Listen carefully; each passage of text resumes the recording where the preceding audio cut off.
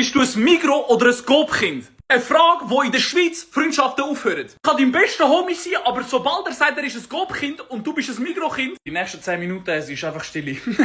Oder es gibt eine Diskussion. Bei mir ist es aber genau so. Entweder wachst du auf und gehst in Migros oder du gehst in Coop. Oder halt irgendwie mal ausnahmsweise in Denner oder so, in den Lidl oder so. Schreib mal in die Kommentare, ob wir ein Migros, Coop, Aldi, Lidl, Denner-Kind sind. Aber jetzt mal zurück zum Thema. Ich meine, ich bin ehrlich, ich bin ein Migros-Kind. Meine Mami ist damals nur in Migros gegangen und seitdem her fühlt sich das einfach richtig an, in den Migros reinzulaufen. Nicht falsch verstehen, im Coop fühle ich mich auch sehr wohl. Aber irgendwie fühlt es sich nicht so nach Migros an. Also hoffentlich fühlt es sich nicht nach Migros. Aber checkt ihr, was ich meine? Aber sind wir ehrlich, trotzdem nehmen beide alles auseinander. Im Migros hast du zum Beispiel den Film. Das ist Zettel, ich übrigens immer noch dran lassen. Irgendwann in 10 Jahren, ich sehe das schon 50'000 für einen.